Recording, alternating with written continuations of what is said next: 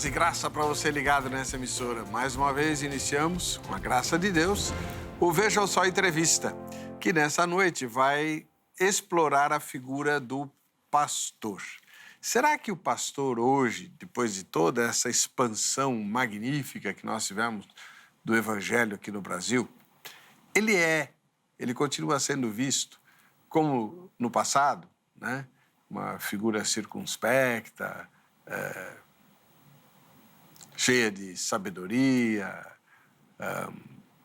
que sempre veste roupa social. Eu, por exemplo, conheci um pastor da Igreja Presbiteriana Independente que até para pescar ele ia de terno, né? Então, o que mudou, né, de lá para cá? E essas mudanças foram positivas ou não? Além disso, a gente quer também conversar a respeito do que é exatamente ser pastor. Uma coisa era pastorear 5, 6 igrejas numa época em que não havia ministros disponíveis para cada comunidade local.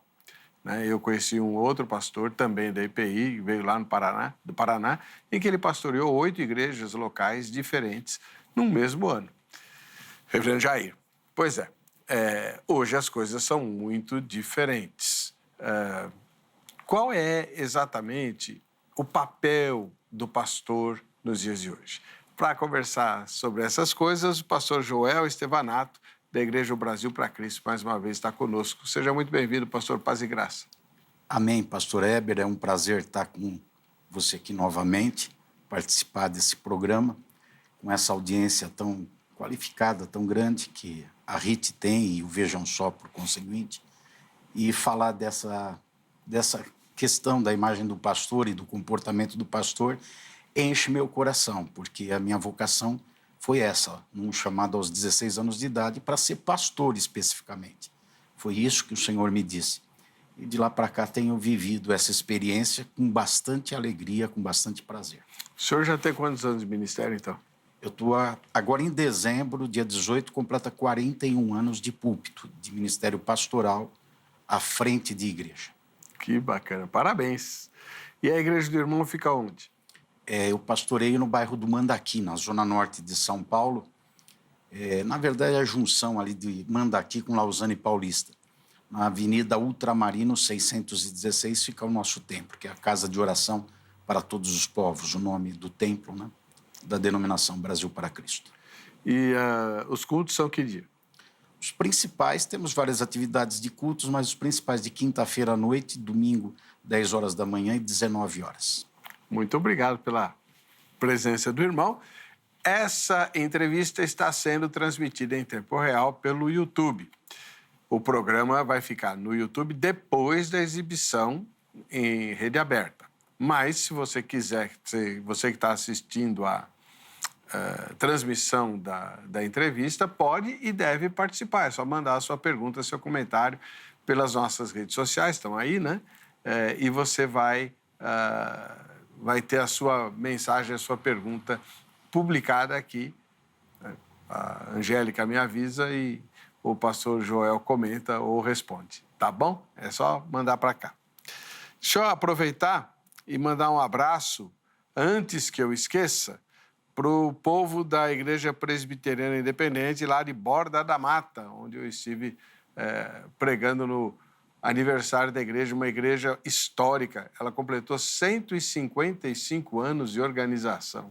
155 anos, é uma maravilha, né? Foi uma experiência muito, muito gostosa. Reverendo Benê, muito obrigado pela acolhida tão boa que o senhor deu a mim, a minha família. E parabéns a todos os irmãos e irmãs lá da IPI de Borda da Mata. Essa marca é rara, 155 anos de organização, que beleza. E para não esquecer também, já vou pôr a enquete no ar. Assim você já vai respondendo e depois vai ouvir as definições e respostas do pastor Joel. Vamos lá. Qual seria a melhor definição de pastor, em sua opinião? Nós vamos apresentar 3 opções. A que mais aproximada da sua opinião, você responde, tá bom? O pastor seria... A melhor definição de pastor ele é um pregador? Ou ele é um conselheiro? né? Então, é aquele que concilia, que faz aquilo que a gente chama de cura espiritual, né? Não cura interior, cura espiritual, né? Médico de almas. Ou ele é um líder, né? O líder da igreja, né? Vamos lá, no final dessa edição a gente vai ver o resultado parcial da enquete. Pastor Joel Estevanato, muito obrigado por estar conosco, né? O pastor de hoje é visto igual ele era visto antigamente? Não, não. O conceito que se tem hoje de um pastor é muito diferente de um pastor do passado, né? Ter certa experiência como eu tenho e idade, dá para fazer essa avaliação um pouco mais sistemática, né? E eu me recordo do tempo que a figura do pastor era olhada num outro prisma. E ele era tido como uma certa referência. Teve até uma pesquisa uma vez em Seul, eu não sei precisar, talvez há 30, 40 anos atrás, alguma coisa desse tipo, com as moças sobre com qual tipo de homem elas gostariam de casar. E no quesito profissão, pastor foi disparado em primeiro lugar. Ah, é? Pastor foi disparado em primeiro lugar. Mas depois de alguns anos, também não sei precisar tempo, mas teve uma pesquisa semelhante nos Estados Unidos. E no quesito profissão, assim, as profissões menos recomendadas, vendedor de carro, tinha uma outra, eram 3, vendedor de carro, uma outra que eu não lembro qual, e pastor, as menos recomendadas. Menos recomendável. Então, isso há uns 10, 15 anos atrás, alguma coisa desse tipo. Então, mudou culturas bastante, diferentes, hein? sim, culturas diferentes, é verdade, mas no mundo globalizado a gente vai vendo a mesma coisa. Então, houve uma mudança muito radical no conceito que o mundo tem da figura do pastor e no próprio conceito que a igreja tem da figura do pastor, né? Porque se só o mundo mudasse o conceito, era uma coisa. Mas a própria igreja tem, não generalizando, mas tem mudado o conceito da figura do pastor. E a que o senhor atribui essa mudança? Tem vários fatores, nunca a gente pode ser conclusivo num item só, né? Mas na minha especulação mental, eu acredito que há um desgaste natural pela secularização da sociedade. Nós não temos uma sociedade com aquela essência religiosa que se tinha no passado, falando em termos de Brasil, né? Onde a citação do nome de Deus, a deferência em relação à igreja, os próprios católicos passando na frente da igreja, fazendo o sinal da cruz, o respeito, esse tipo de coisa existia. Hoje não se tem isso na mesma intensidade, talvez de uma forma bem diminuída se tem certo respeito pela figura da religião. Então, a sociedade, com a apostasia que vem ao mundo, o esfriamento do amor, aqueles sinais da vinda de Cristo, né, manifestados, e a secularização, com as pessoas mais voltadas para o material, para ajuntar tesouro na terra, diminui o espectro do pastor como alguém importante nessa sociedade. Esse é um ponto para a gente avaliar. O outro, eu acho que já é de dentro da própria igreja. Os escândalos, aqueles pastores que não têm um comprometimento com a cruz, com o evangelho, com Cristo, mas acabam tendo conduta não recomendável. E isso vai para fora, vai para a mídia, mundo com a mídia divulgando tudo, essas informações vão chegando mais rápido nas pessoas, então já é um problema interno, né? Que as pessoas colocam tudo no mesmo pacote, né? Ela é pastor, então aquele fez isso, pastor é isso, pastor é desse jeito. E também o próprio pastor, não aquele que promove escândalo, mas o próprio pastor que não sabe ver o seu posicionamento. O senhor falou agora há pouco sobre vestimenta, tá? É lógico, eu não estou dizendo dessa rigidez de usar um terno e gravata para dormir, para passear, e ter aquela roupa sempre social, não isso. Mas muito pastor anda por aí o tempo inteiro, camisa de time de futebol, bonezinho virado na cabeça, posicionamento de bad boy. Então, um pastor com esse tipo de característica também vai manchando a imagem de pastor que tem que ser uma pessoa de referência, uma pessoa que os outros podem olhar, imitar a conduta, deve ser, né? Essa pessoa que deve imitar a conduta, a forma de falar, o procedimento, o comportamento. Então, se a gente faz a junção dessas três coisas, não vamos ter nunca um produto final conclusivo, mas eu acho que dá uma boa ideia porque dessa mudança do conceito do pastor hoje em relação ao passado, quando ele era referência, né? Mas, pastor, aí a gente entra numa sinuca, porque no passado os pastores tinham muito pouca opção para serem treinados e educados como pastores. As escolas eram muito pequenas e ligadas às igrejas históricas, né? Com todas as dificuldades de alojamento e tudo mais. Hoje você tem escola de teologia para tudo quanto é canto, inclusive em plataforma de ensino à distância, você estuda teologia pelo celular. Por que a figura degringolou? Hoje a gente tem, sem dúvida, como o senhor colocou, a gente tem uma gama muito maior de possibilidades de capacitação na área teológica, na área de formação. O mundo está mais informatizado e informado. Então, a gente tem muitos subsídios para isso, mas isso não garante uma vocação sadia, né? A vocação sadia ela é feita aos pés da cruz. Todo tipo de conhecimento e de informação que se pode obter, eu acho que serve como ferramenta, serve como suporte, mas a essência do pastorado, da vocação, é aos pés da cruz, é a vida de intimidade com Deus, é o quarto fechado, é trancado. Às vezes eu vejo alguns pastores que estão o tempo inteiro para lá e para cá, atividade 24 horas por dia, eu fico pensando, cadê a montanha, cadê o tempo de oração, cadê o tempo com Deus? Então, eu acho que ganhou-se muito em termos de informação, eu não acho isso ruim, não estou desmerecendo isso, mas se perdeu muito de contemplação. Hoje vai ser difícil aparecer um outro Davi sentado à beira do lago para escrever o Senhor é meu pastor, me faz deitar em pastos verdejantes, porque hoje o negócio é mais informação, é mais tecnologia, é mais correria, é comum, né? Entre os pastores, como é que está a correria? Como é que tá? O pastor não é homem de correria, o pastor é homem contemplativo, o pastor é homem que tem que ter a mente limpa, tem que ter tempo mental, tem que ter qualidade de vida mental e emocional. E isso se perdeu muito. Então, são esses fatores que eu acho que faz o pastor, na parte que cabe a ele, né? Da parte negativa que cabe a ele, dessa decomposição do conceito de pastor, é essa falta de vida íntima com Deus, de tempo disponível para Deus. Tem muito tempo para as atividades, tem muito tempo para as coisas do ministério, pouco tempo para Deus, pouco tempo para debruçar na Bíblia, pouco tempo para orar.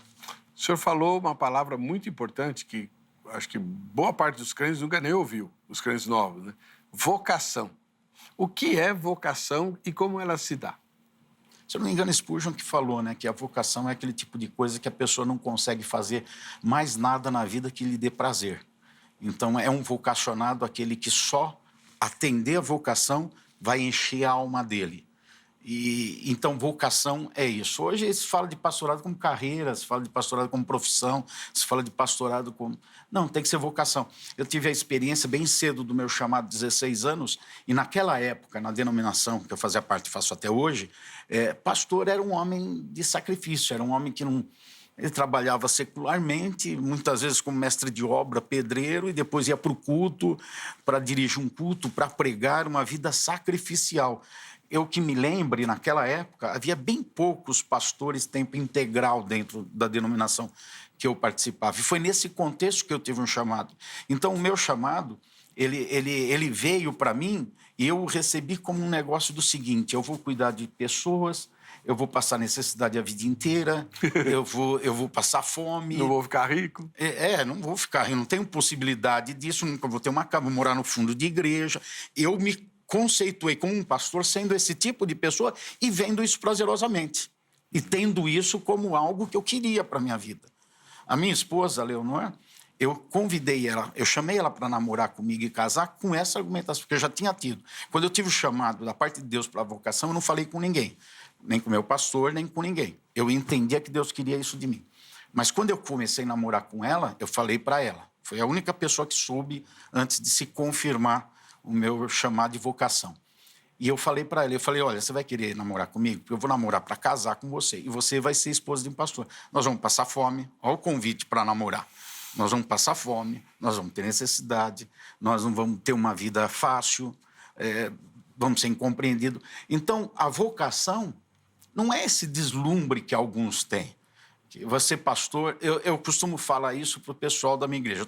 Na igreja que eu pastoreio, eu tenho 12 pastores auxiliares na igreja, só na igreja local. Não em campo, na igreja local. E esses dias, 2 jovens chegaram em mim, nos últimos 15 dias, eu tenho vocação para ser pastor, eu quero ser pastor. Tal, 2 jovens. Eu acho isso muito bonito, precisa disso. Mas eu fico muito preocupado, porque eles chegam numa igreja grande, com toda a tecnologia, com aquele... Tudo estruturado. Tudo estruturado, luzes, muita gente e tal. E eu fico pensando, será que estão pensando que ser pastor é isso? Então, muita gente hoje vai para o ministério nisso. Uma carreira, uma profissão, um status, A vocação não é nada disso. A vocação é uma pressão do Espírito dentro da gente que faz a gente querer isso mais do que qualquer coisa. Porque nessa época, 16 anos, quando eu tive o chamado, eu jogava nas categorias menores do Corinthians aqui em São Paulo. Tá brincando? Eu jogava, e o sonho de todo cara, eu gosto de futebol até hoje. E assisto e tal. Hoje já não estou jogando, o joelho não está deixando mais. Mas joguei futebol a vida inteira. Qual era a posição? Eu jogava de quarto zagueiro e lateral direito. Basicamente, lá nas categorias... Na várzea eu era craque, né? Aí era 10, volante, centroavante, eu estava lá. Mas lá era lateral direito, quarto zagueiro. Então, E quando eu tive essa vocação, aquele brilho do futebol começou a sair dentro de mim. Da carreira, de jogar, porque para mim foi nítido. Eu não vou ser o pregador assim de itinerante, pastor. Então eu tenho que estar num lugar, cuidar daquelas pessoas. Aí eu pensava, como é que vai conciliar? Não é nem questão de pecado, não pode, mas como é que vai conciliar a profissão de jogador viajando, concentração e pastoreando um grupo de pessoas? E começou a sair do meu coração. Eu jogava, eu treinava, mas já sem prazer, sem alegria. Eu lembro, é emblemático. Um jogo em Campinas, no Brinco de Ouro da Princesa contra o Guarani. Eu era juvenil C naquela época, estava jogando no B, categoria superior, jogando de lateral direito. Eu nunca tomei tanto drible, pastor Heber, na minha vida. Os caras falavam, onde você está? Eu lembro até hoje. Eu ficava ali desconcentrado, porque eu olhava para a torcida e falava, pô, quem é salvo aí? Eu ficava com esses pensamentos. Tô te falando sério.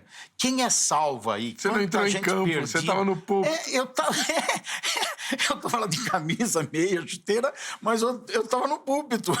16 anos, 16 para 17, só o chamado. Aí já teve certeza de que... Só a vocação, não era nem exercício. Eu não exercia, só.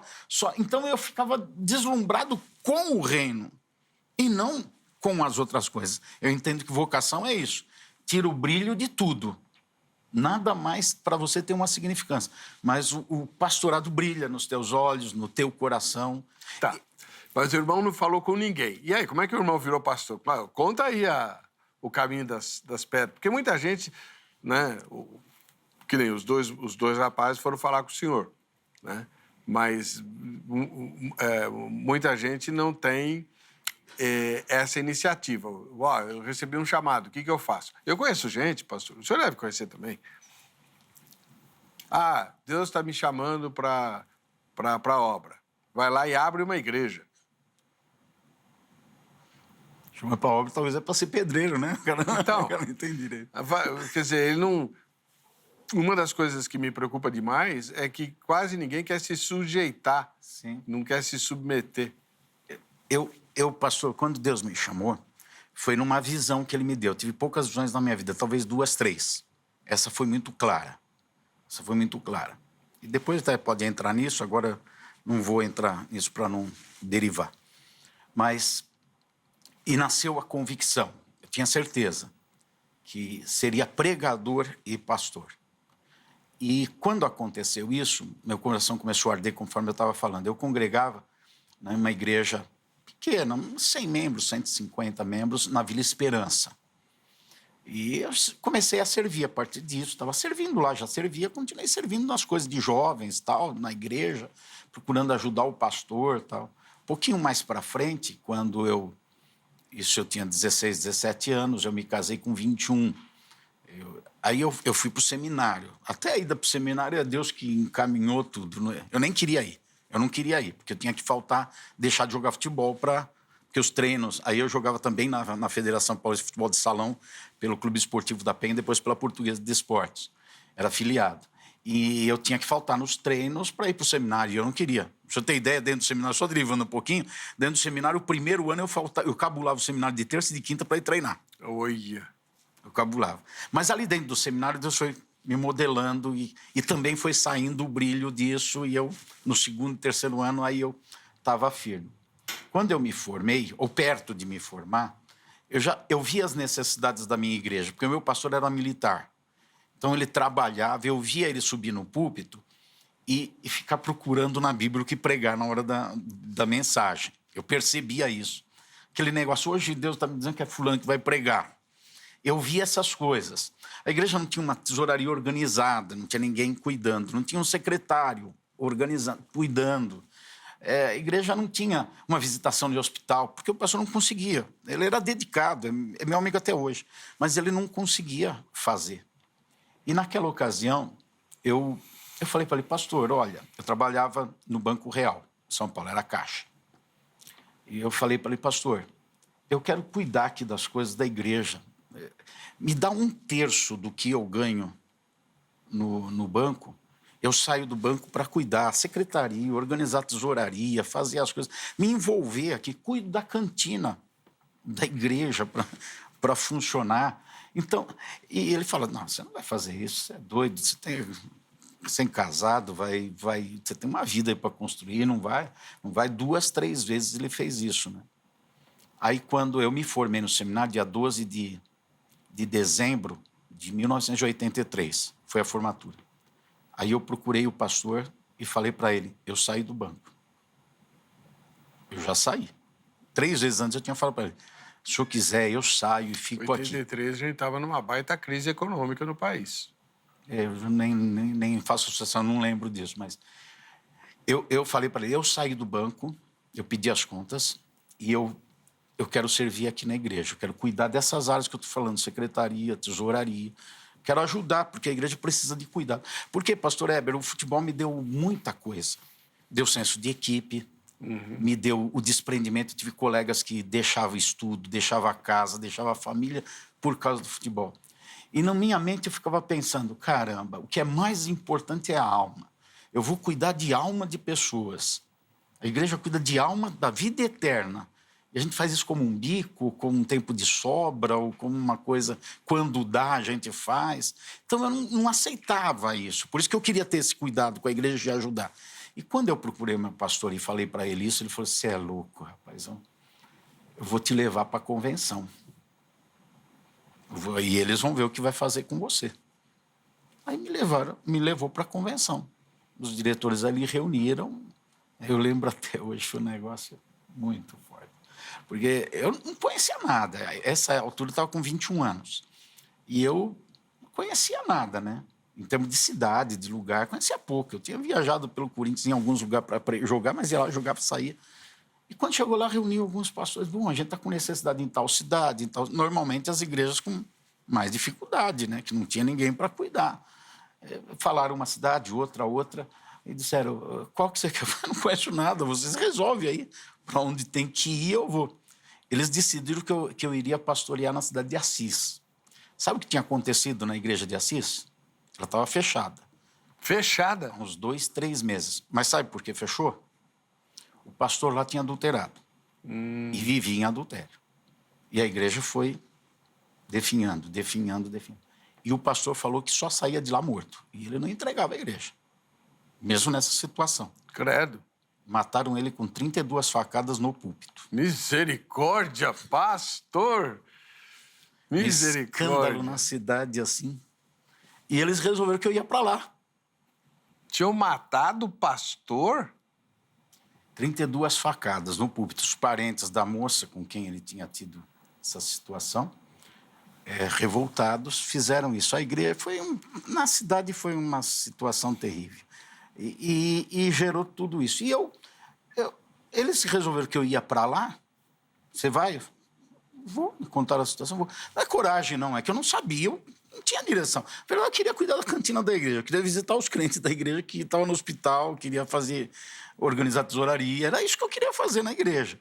Eu queria servir. Aí já recebeu uma igreja encrencada. Não, mas eu não fui. Acabei não indo. Porque nós estávamos na reunião, foi definido. Eu lembro até hoje. Quando a gente estava levantando para sair, o secretário da convenção, pastor Antônio Paixão, que era pastor no bairro do Limão, ele falou assim, espera um pouco, gente, a gente está mandando um moço desse para um lugar disso daí, não está certo isso.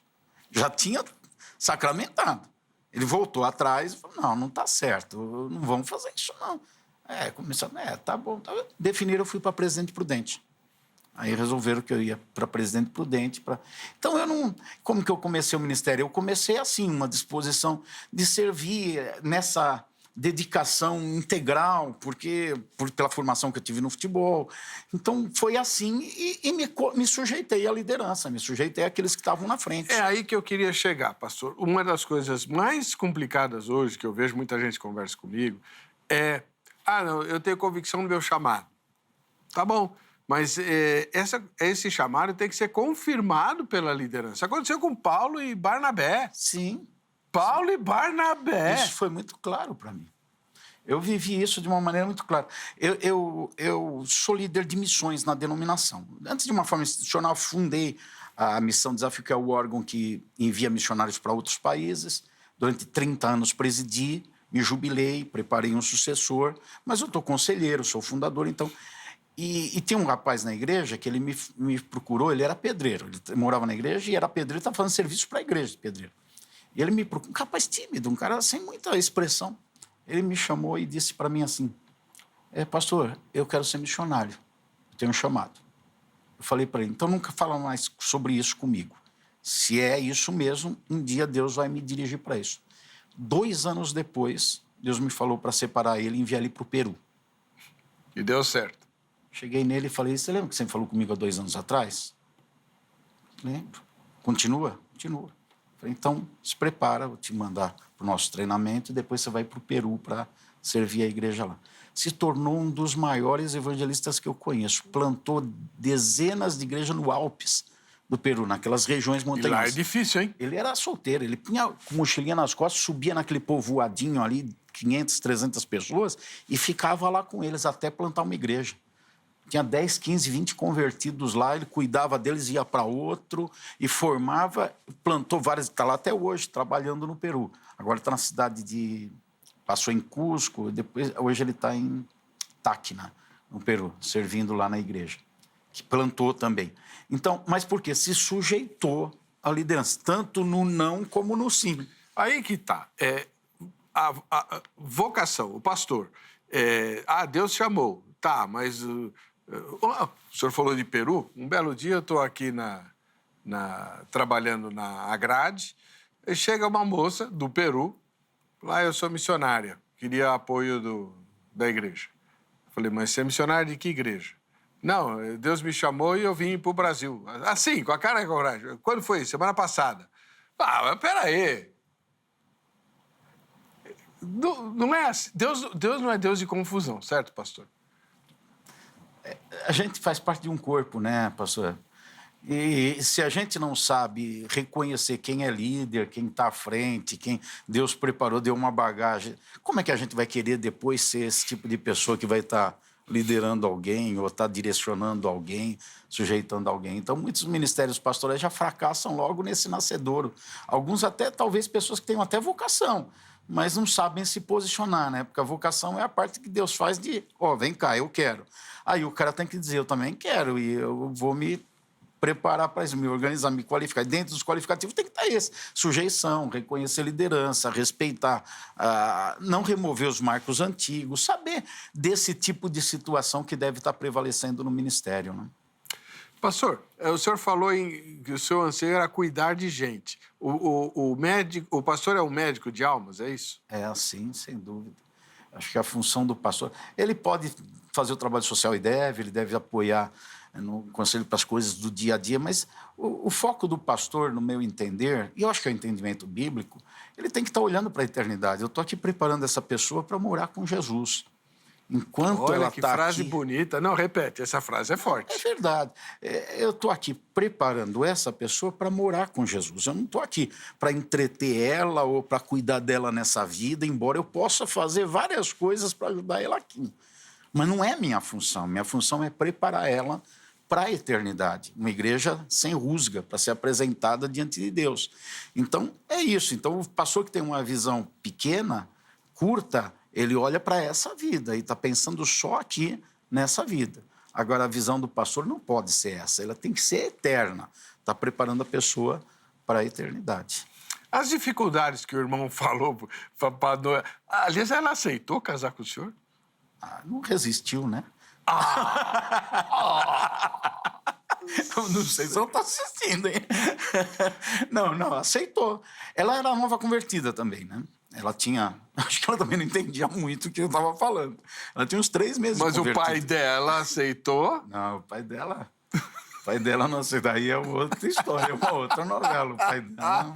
Lógico. O cara cria a filha toda certinha. Pai, eu tô indo para ser esposa de pastor lá no fim do mundo e vou passar fome. Tem a dó, né? Ô, pastor, o senhor é pai também? Sim, sim. Então...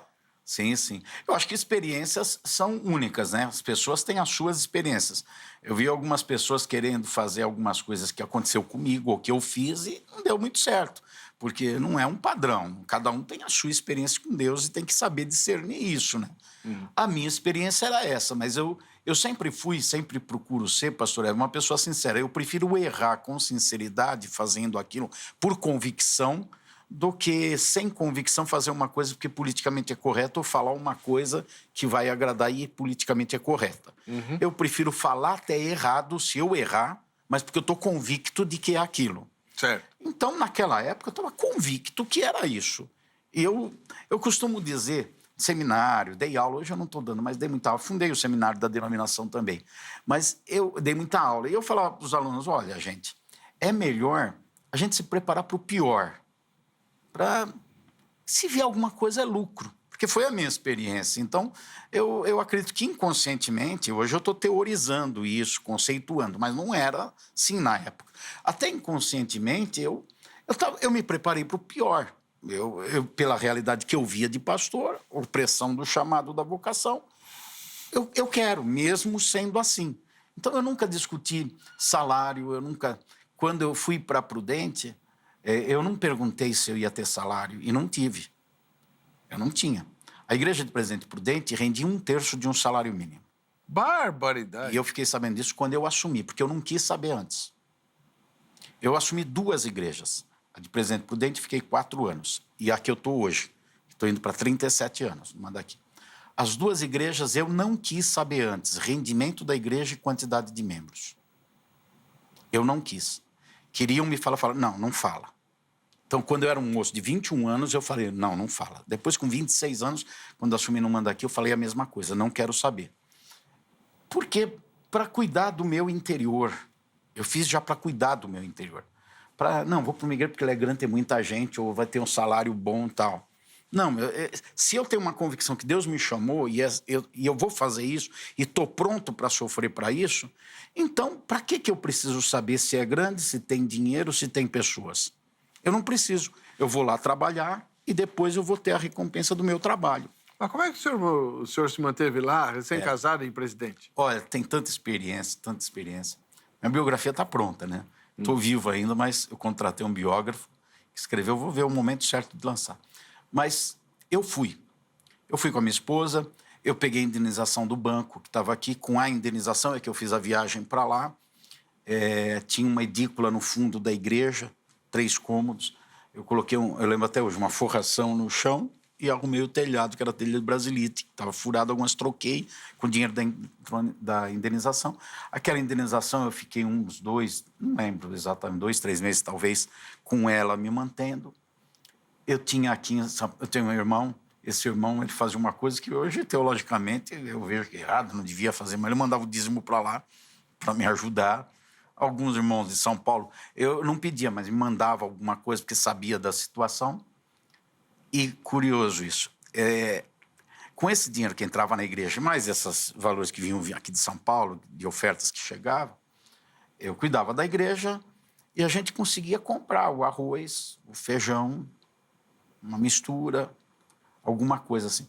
E tinha um casal de velhinhos na igreja, um era cego e o outro era surdo. Eu nunca lembro qual deles que era cego e qual era surdo. Dionísio e Maria, eu lembro até hoje. Toda semana eles levavam mistura em casa. Não diga. Toda semana eles levavam. Ou eles levavam ovo, ou eles levavam galinha. Eu até pensava, quando vinha a galinha, eu falava para a Leonor, será que mataram a galinha e não vai ter ovo a semana que vem? Não vai ter mais ovo. Mas eles toda semana levavam. Então a gente comprava o arroz e vivia assim. Eu e a Leonor passamos um ano em Presidente Prudente sem sair de casa para comer um cachorro-quente na rua. Sempre gostei muito de pizza, tal. Eu trabalhava aqui, eu gostava, mas ficamos um ano sem sair e vivia assim. Eu cuidava da igreja, pastoreava e comia desse jeito. Vivia assim, uma vida muito simples mesmo. Mas estava tudo bem, estava contente, não tinha problema. Eu lembro que no Natal de 1984, depois de um ano, que eu cheguei em dezembro de 83, no Natal de 84, terminou o culto de Natal, as pessoas foram para casa, tal. Um dos maiores presentes que eu recebi da minha vida. As pessoas foram para casa, eu também fui para a edícula com a Leonor no fundo da casa, 10 horas, 10 e pouco. Estava se preparando para dormir. Aí um casal da igreja veio, bateu na porta e falou, vocês são muito sozinhos, nós vamos levar vocês para comer uma pizza. Depois de um ano que a gente estava ali. Pegou a gente, levou num restaurante lá, pagou a pizza. Acho que foi a melhor refeição que eu fiz na minha vida, por todo aquele contexto, né? Então, assim que a gente foi vivendo. Depois de um ano, eu comecei a trabalhar secularmente, mas não pela necessidade. Não foi a necessidade. Eu estava habituado com aquele comportamento, aquele estilo de vida. Só que, imagina, um rapaz aqui em São Paulo, de 21 anos, que tinha trabalho. Eu, quando casei, eu já tinha deixado o sonho do futebol, eu já tinha abandonado, e eu trabalhava no banco, eu tinha um táxi, num outro momento trabalhava com táxi e fazia o seminário. Minha vida era ocupada assim, direta, e trabalho e tal. E chega num lugar e você administra seu tempo, está com uma igreja de 40 pessoas. O que você vai fazer? Visitar as pessoas o dia inteiro? Aí você administra seu tempo. O que começou a acontecer comigo? Televisão, dormir de madrugada, acordar 11 horas da manhã. Aí eu falei, não pode ser isso. Eu tenho que fazer alguma coisa. Não dá. Aí depois de um ano, quando eu vi que estava indo para esse ritmo, eu falei, não, vou arrumar um emprego. Vou me ocupar, tem tempo, tenho 40, 50 pessoas na igreja, não preciso ficar aqui. E fui ser gerente de uma empresa para trabalhar de segunda a sábado, das 7 da manhã às 7 da noite. Ô, doido! E eu era o pastor da igreja de Prudente e superintendente de 8 cidades ali, naquela região. Aí, totalmente o contrário, correndo para lá e para cá, e a vida atarefada. Mas tudo isso daí foi muito gratificante, foi muito bom para meu desenvolvimento como pessoa, além do ministério, como pessoa, né? Me deu muita bagagem. Trabalhei secularmente mais 1 ano e meio, 2. Prosperei bastante naquela época, nesse sentido profissional. Aí eu senti que estava no momento de voltar para aquilo que eu acreditava, a integralidade, para cuidar dele, porque a igreja também já tinha crescido, já tinha mais gente, já tinha mais coisas para fazer, já tinha essa superintendência que eu precisava dar mais assistência aos pastores, e estar com eles. Aí eu pedi as contas do trabalho, novamente, saí, deixei a vida secular e voltei para o ministério, e de lá para cá vivo no ministério. Isso tem 40 anos. Maravilha, 84. pastor. O que é exatamente ser um médico de almas? Eu acredito que o Senhor Jesus é que tratou disso de alma, né? Aquele que está cansado e sobrecarregado para vir a Ele. Então, um médico de almas, eu acho que é um indicador, é um que conduz a Jesus. Porque a alma, e isso reflete as emoções, os sentimentos, os pensamentos, é o que mais é afetado nessa sociedade secularizada. Hoje as pessoas vivem estressadas, com a alma cansada, com a alma doente, as doenças psicossomáticas se somam uma à outra, depressão e uma série de coisas vai acontecendo na vida das pessoas, porque o interior delas, a alma, o espírito estão cansados, estão sobrecarregados. E quem cuida disso é Jesus. Ele disse: vinde a mim os que estão cansados e sobrecarregados, e eu vos aliviarei, e encontrareis descanso para a vossa alma. Médico de almas é quem? É aquela moça que fica lá recebendo a pessoa e levando para o médico. É aquela pessoa que conduz a quem sabe fazer, a quem pode fazer. É o que indica o caminho. Eu não acredito que eu aconselho pessoas, ouço. Às vezes eu fico ouvindo a pessoa 1 hora. Quando termina, eu falo: olha, não sei o que fazer no seu caso. Eu procuro mostrar o caminho para a pessoa. E aqueles que creem acabam tendo uma solução. Então, o médico de alma, na verdade, ele não é um médico, ele é um atendente que conduz ao médico, né? Que é, no caso, o Jesus, né? Jesus. Como é que o irmão vê a figura que muitos têm do pastor como uma espécie de gerente geral da igreja? Posso entrar já nessa enquete que está aí Por favor, no ar? vamos lá. Porque quando eu vi essa enquete, eu fiquei pensando, eu olhei para ela e eu não consigo ver o pastor como outra pessoa não ser o pregador. Eu não consigo. Porque Paulo ele diz a Timóteo: procura apresentar-te a Deus aprovado, como obreiro que não tem do que se envergonhar, que maneja bem a palavra da verdade. Pronto, entrou na palavra. O pregador é aquela pessoa que ele tem o compromisso de buscar exatamente a cerne da inspiração. Porque a Bíblia, como um livro, o senhor é teólogo, creio que o senhor vai concordar comigo. A Bíblia é como um livro simplesmente. Quem é só ligar a televisão agora vai ter uma ideia errada de mim. É uma coisa chata, difícil de ler, complicada. Cheio de coisas, de uma linguagem estranha, esquisita, arcaica. Então, a Bíblia é como um livro, mas ali dentro tem uma inspiração. Naquelas palavras e letras tem uma intenção de Deus que pelo Espírito foi colocado em homens que os homens talvez nem sabiam daquilo. E aquilo foi colocado dentro da Bíblia. O pregador é aquele que espreme a Bíblia para tirar aquela seiva de dentro que é a inspiração e trazer a revelação disso, dessa inspiração. Porque é isso que vai salvar, vai curar, vai confortar, vai libertar as pessoas. Então, o pastor precisa ser o pregador. Ele precisa ter isso de pegar a palavra e abrir a palavra, tirar o que está lá no interior dela, que é o fruto da inspiração, e entregar para as pessoas. Agora, ele vai abarcar ao redor dele a função de conselheiro, mas derivando disso. Ele vai trazer a liderança, mas derivando disso. Ele vai fazer tudo o que se faz, esse grande líder que coordena um trabalho, planta uma visão na igreja ou numa denominação, mas tudo derivando disso. Senão não dá certo, senão deixa de ser igreja. Que o diferencia a igreja de outras instituições é a palavra. E não é só a palavra no sentido de um livro e Bíblia, mas dessa essência, dessa seiva que está dentro daquelas palavras. E o pregador é aquele que busca isso e entrega para as pessoas. E a parte administrativa da igreja? Fica a cargo de quem? Essencial, hein? É essencial. Na nossa denominação, o pastor da igreja necessariamente precisa ser o presidente da igreja. Então, ele tem que ser responsável pelas almas e tem que ser responsável pela administração. Sobre ele recai. Não pode o pastor não ser o presidente. Ele precisa ser o presidente. E essa parte é muito delicada. Tem uma igreja, eu não vou nem citar estado para não dar margem, mas tem uma igreja na nossa denominação que o pastor confiava tanto em outras pessoas para fazer isso e deixava e nem se importava. Eu só vou cuidar das coisas espirituais, você cuida disso. Essa igreja juntou dinheiro para comprar uma propriedade, comprou uma propriedade, não lembro quanto, não sei quantos milhões, muito caro, porque tinha dinheiro. Mas na hora de pagar, onde estava o dinheiro? Amigo do pastor, que sentava à mesa toda semana, comiam juntos, viajavam juntos. Tinha levado... Então, uma área muito delicada. Eu, na minha particularidade, nunca deixei essa situação de lado. Houve tempo quando a igreja não tinha ninguém, não tinha recurso, não tinha ninguém para fazer, não tinha recurso para pagar ninguém para fazer. Eu fazia tudo. Eu pregava, limpava a igreja, junto com a minha esposa, ia no banco depositar dinheiro, pagava as contas de luz e fazia tudo. Hoje é outra realidade. Hoje eu tenho 16 pessoas trabalhando no escritório. Agora eu estou aqui, tem 16 pessoas lá trabalhando. Administram tudo. Mas eu estou de olho em tudo.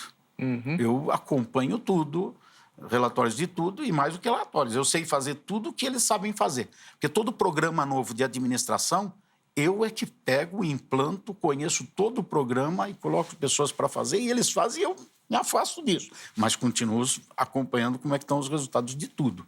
Porque é uma área muito delicada hoje. O dinheiro é uma coisa necessária, mas quem não sabe lidar se destrói por causa dele, né? Da forma de que lida com ele. Então, eu, particularmente, administro dessa forma. Agora, é uma característica, eu sei que nem todo mundo tem as mesmas características, né? Deus me deu essa habilidade, essa capacidade de administrar. Hoje, não é o caso, mas se me perguntar quanto que tem em emissões, quanto que tem no caixa, tenho tudo na cabeça. Embora eu não faço, mas então, eu tenho tudo. Mas como o irmão disse, é uma particularidade do irmão. Agora, existem denominações em que o presidente da igreja é um membro, né? Como a Igreja Batista, por exemplo, que é eleito pela Assembleia e tal. Aí, nesse caso, o pastor pode se despreocupar e ficar com a parte espiritual. Só espiritual, né? Difícil falar do fundamento alheio, né? Eu não teria um juízo sobre a situação. Eu diria que na minha experiência, na minha vivência, eu nasci e fui criado dentro do Brasil para Cristo. Sempre foi isso. Então, a minha vivência toda é essa. E eu sei que tudo na vida, tudo tem ônus e bônus. Então, é lógico que também essa situação deve ter alguns ônus, né? Mas eu acho que o bônus supera, porque o pastor ele não fica refém de uma situação administrativa, né?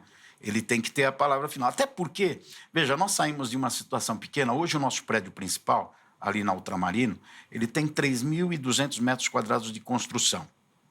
Agora, quando eu cheguei no Mandaqui para pastorear 36 anos atrás, o nosso prédio, que era um subterrâneo, cedido, a gente tinha ali, eu acho que 200 metros, 150 metros, 180 metros, cedido. E hoje a gente tem esse prédio construído, um templo grande, amplo, com galerias em todo lá. Agora, muitas das decisões foram loucuras. Ah, é? Muitas das decisões tomadas de comprar, de fazer, mas loucuras debaixo de uma convicção e direção que eu tive da parte de Deus de fazer. Coisas assim muito fortes. Como eu disse, alguns tentaram fazer depois porque viram acontecer, não deu certo. Se deram mal. Mas eu fiz, hoje eu posso dizer porque está feito e não teve nenhum efeito colateral. Então, foi direção de Deus. Mas é lógico, até quando estava fazendo, era muito questionado. Esse cara está biruta de fazer. E eu mesmo achava que eu estava. Mas hoje eu posso dizer, não, foi direção de Deus. Agora, se fosse uma administração assim, que depende de alguém lá decidir, aprovar, mesmo eu tendo uma visão de trabalho, uma convicção, eu acho que ia ficar muita coisa amarrada, muita coisa presa. Porque eu fui para a Coreia em 1985. 95. Fui para a Coreia em 1995 e vi o movimento que acontecia na Coreia. E eu voltei da Coreia no voo, 25 horas entre escalas e como é que fica no aeroporto lá? Esqueci o nome agora, que você fica um tempo lá no aeroporto, fica parado lá. Entre isso, eu quase não dormi, cochilei um pouco. Fiquei esquematizando um trabalho, uma visão, uma ideia de projeto, que hoje está tudo montado, está tudo materializado isso. Mas ali era só papel, só na minha cabeça, só rascunho, só escrevendo e tal. Pegar aquela visão toda, aquilo, e dar para homens e falar, ó, vê isso daí. Eles não ia funcionar. Não ia cobrar eles, até porque eles não estavam, eles não viveram aquilo, não sentiram aquilo, não tiveram aquele tipo de experiência. Então, eu acho muito difícil a igreja ter um dinamismo se quem tem a visão também não tem a caneta. Certo. Fica difícil de colocar a visão em prática. Voltando para a parte da pregação, né? Que é o cerne da vida pastoral é pregar, o senhor falou, né? Expor a palavra. Como é que o irmão vê? Porque no passado, quando o pastor falava, até porque a quantidade de igrejas era bem menor, o crente tinha a tendência de aceitar mais facilmente. Hoje, se você contrariar um crente, ele entra na igreja que está do lado. Hoje tem cardápio, né? Tem cardápio na internet. Essa frase é boa. Né? Antes era o prato feito. O prato é esse, come ou fica com fome. Agora não, agora tem cardápio. O cara fica escolhendo qual igreja vai, qual mensagem ouve na internet, no YouTube, qual pastor que ele segue. Ele fica isso. Para mim, isso é um grande prejuízo. É um grande prejuízo. Eu acho que a mídia ela é muito boa para evangelização. Agora, ela não vai conseguir nunca substituir discipulado, nunca vai conseguir substituir doutrinação, nunca vai conseguir substituir regramento de vida cristã. Evangelização é espetacular, você chegar em tantos lugares, a mídia é extraordinária. Quer ver uma experiência? Eu fui pregar em Frutal, lá em Minas Gerais, há um mês atrás. E quando eu saí da cidade, eu parei no posto para abastecer, num posto já saindo da cidade, indo em direção ao Olímpia. E eu parei no posto para abastecer, pedi para o frentista, enche o tanque. Aí saí do carro e ele me perguntou de onde eu era. Eu falei, eu sou de São Paulo. Aí eu falei, você conhece lá? Ele falou, eu conheço você, Joel Estevanato. Ô, louco. Aí eu pensei, bom, deve me conhecer, devia estar na igreja ontem, é crente e tal. Aí ele começou a falar, ele falou, não, eu conheço, eu te ouço há 14 anos. Eu sou formado numa igreja, a minha família toda é de uma igreja, mas eu nunca tinha tido compromisso. Há 14 anos atrás, ouvi você pregando no YouTube. E ali eu decidi por Jesus. Aí eu pensei, bom, deve ser do Brasil para Cristo, alguma coisa, de alguma cidade, alguma... Eu falei, de onde é? Ele falou, da Congregação Cristã do Brasil. Minha família toda sempre foi da Congregação Cristã do Brasil. E eu nunca me firmei. Mas depois que eu te ouvi, e quando você parou o carro e falou, abastece, enche o tanque, pela voz eu te conheci. Então, esse testemunho mostra a importância da mídia, da rede social, da internet, enfim, disso que a gente está fazendo. Mas isso é na evangelização. Agora, o doutrinamento, que a palavra precisa doutrinar. Eu não consigo pregar uma mensagem, ainda que ela seja entusiástica, que ela vá levar as pessoas para frente, sem inserir doutrina ali, sem inserir regramento na fé, regramento de postura comportamental do crente. E hoje você ouve uma coisa aqui, aí a pessoa não gostou, ela vai ali e ela ouve outra. Aí ela acessa a internet e ouve outra. Aí ela escolhe, eu gosto disso, não gosto daquilo, gosto daquilo Então, outro. O grande drama é que a pessoa acaba não se corrigindo. Exato. Porque tudo que for negativo, ela vai se esquivar. O coração é enganoso, o coração é muito enganoso. Por isso que a gente precisa de pastor, senão não precisava. Exato. Se a pessoa vai buscar alguém para referendar o que ela pensa, ela não precisa de pastor, ela pastoreia a si mesma. É. Ela só está buscando um aval de alguém, ou alguém para ter a culpa se não der certo. É. Ela não está querendo direção para a vida dela, né? Agora, o que... Acho que é Crônicas que fala, né? Agora fugiu o personagem que fala, ouvi os vossos profetas e prosperareis, né? Não lembro onde está a passagem agora, mas isso é bem válido, porque nessa experiência de todos esses anos de pastoreio, aqueles que a gente percebe que ouve, segue, às vezes até contrariado e pratica, a vida deles caminha. Claro. A vida deles caminha. Jeremias que fala isso. É Jeremias? Eu não lembro exatamente. Muito bom. A gente vai para o nosso intervalo. Na volta, vamos mostrar as fotos de quem está mandando a foto. Manda a foto que você vai ganhar presente. Tem que mandar a foto e ser sorteado, né? Você manda para as redes sociais, tá bom? Antes de sair, lembrando a você, olha, quer conhecer as Escrituras Sagradas? A Agrade tem um curso bíblico para você. Plataforma EAD, você vai conhecer as Escrituras num nível bastante profundo. agrade.com.br é o site, para quem gosta de lidar com parte eletrônica, né? Ou, se você quiser falar com alguém, aí é durante a semana, no horário comercial, 3115 0819, 3150819. Se você usar a internet para verificar as coisas, você pega todas as informações da internet, depois você discute a sua questão pessoal com alguém pelo telefone. Mas aí você também aproveita e já passeia pelo site aqui da Hit TV. Assim você pode nos ajudar a fazer o Vejam Só melhor, né? Tanto o Vejam Só Debate quanto o Vejam Só Entrevista, dando sugestão, fazendo crítica e assim por diante. Faça isso, tá bom? A gente volta já já.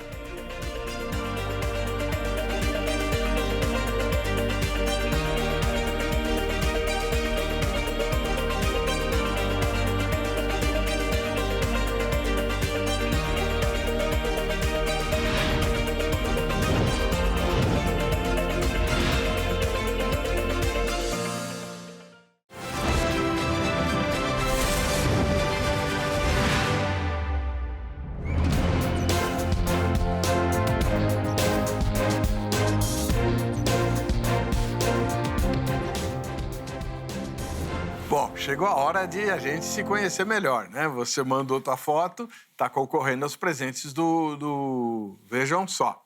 E quem não tiver fé ou não tiver paciência suficiente para esperar o sorteio, pode encontrar esses mesmos presentes que a gente oferece aqui no Shopping do Povo, o shopping de quem sabe comprar. Ele fica bem em frente à Igreja Internacional da Graça de Deus, sede de São Paulo, na Avenida São João, muito fácil de chegar, né? 816 da São João, bem pertinho da esquina da Ipiranga com a São João, a esquina mais famosa do país. Tá aí, ó. Shopping do Povo tem um monte de artigos, todos eles de inspiração evangélica, para que você possa ficar bacana e, principalmente, servir a Deus melhor, tá? Tá aí a apresentação do shopping. Vamos ver o povo que está nos assistindo. Temos duas fotos lá de Rondônia. A primeira delas é de Vilhena, em Rondônia, Cleonice Miranda, né? É a nossa telespectadora, que contou com alguém para bater a foto, né, Cleo? Quem bateu essa foto, dona Cleo? Tá aí. Obrigado, viu? Deus abençoe bastante. Um abraço aí para o povo de Rondônia. E lá em Louro de Ji-Paraná, nós temos o Osmar Ribeiro, que também é do estado de Rondônia. Cadê o Osmar? Olha ele lá, né? Valeu, Osmar. Grande abraço para você, viu? Deus abençoe. Um dia a gente se encontra aí. E a terceira foto vem da Bahia, em Alagoinhas, na Bahia. A Irailza é nossa telespectadora. Muito jóia. Deus te abençoe, viu? Grande abraço para você. Pastor Joel, o senhor falou que formou a escola, né, preparatória. Pastor tem que fazer curso? Na denominação em si é obrigatório, né? Tem que ter o... Não, na sua opinião. Na minha opinião, não dá para a gente regrar. Eu acho importante, acho necessário. A minha experiência pessoal me formou, como eu disse há pouco, dentro de um seminário. Minha visão toda de reino, de obra, mudou dentro do seminário. A ponto de, na época, não tinha seminário na denominação Brasil para Cristo. Assim que eu pude, eu idealizei, fundei e hoje ele funciona, né? O seminário que o senhor fez foi fora? Eu fiz fora, eu fiz na Igreja Quadrangular. Uhum. Não tinha no Brasil para Cristo. Na Praça... Olavo Bilac, número 90. Frequentei lá. Então, conheci a Rosinha. Foi aluno da Rosinha? Rosinha. Fui aluno. Dona Luísa, Dona Margarida, não sei se conheceu. Eu lembro da Rosinha. Mas a Rosa também, eu tive aula com ela também. Então, para mim é muito importante o seminário. Agora, eu não posso dizer tem que fazer seminário, porque o programa está chegando, às vezes, num lugar que não tem nenhum recurso. E, de acordo com a demanda do povo, é que tem que ser o líder, né? Uma cidade grande, como São Paulo, por exemplo, um pastor com todos os recursos que tem para estudar, com todas as condições, e ele não fazer um seminário, acho que ele não acredita no ministério dele mesmo e na vocação que ele tem. Uhum. Por isso que ele não faz.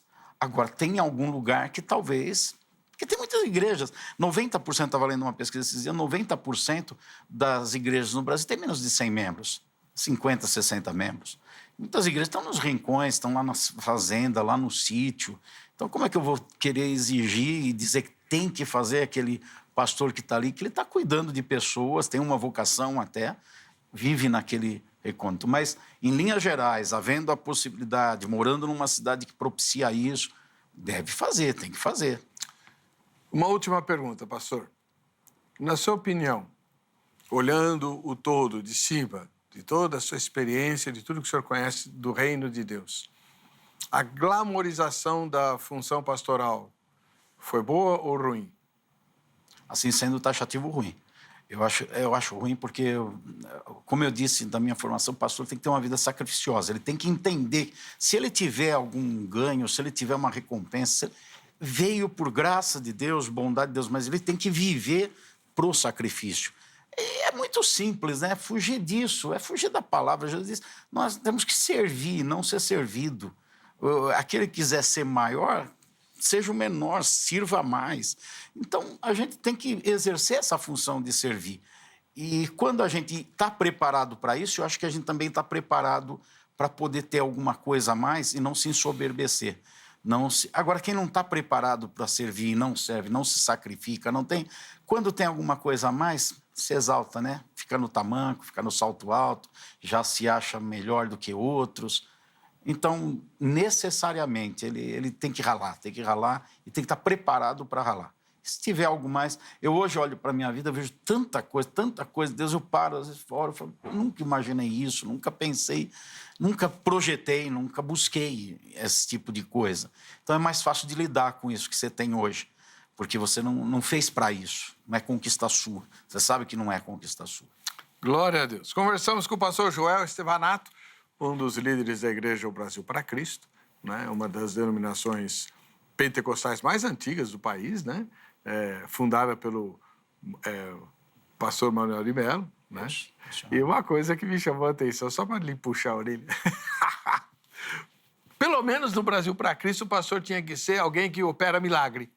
Não, teve a época. Houve uma época de avivamento no Brasil, né? Teve uma época que todo movimento tinha que ter milagres, né? Tá certo. Porque o pastor Manuel de Mello foi ele ficou conhecido como alguém que operava sinais e maravilhas todas as reuniões. Aliás, o missionário R.R. Soares adota o título de missionário em homenagem ao missionário Manuel de Mello. Eu não sabia. Não sabia? Não. Saiba, eles andaram juntos uma época isso aqui eu sabia, em São Paulo. Eu sabia. Né? Porque o missionário é do Rio. Sim. Eles andaram juntos e o missionário, em homenagem ao missionário... que eles andaram Manuel juntos, eu conhecia a história. Eu não sabia que havia ele adotou adotado. o título. E ele tem a mesma pregação. Milagres, sinais, prodígios. Dá ênfase nisso, né? Muito bom. Vamos ver o resultado da nossa enquete? Qual seria a melhor definição de pastor, em sua opinião? Pregador, 20% só. Ai. Conselheiro, 22%. E, então, líder, 58%. Eu discordo, mas, enfim... Também. Para você que fica com a gente, que fica com essa emissora Paz e a Graça de Jesus, na próxima sexta, querendo Deus, logo depois do Jornal das 22, estaremos juntos no Vejam Só Entrevista.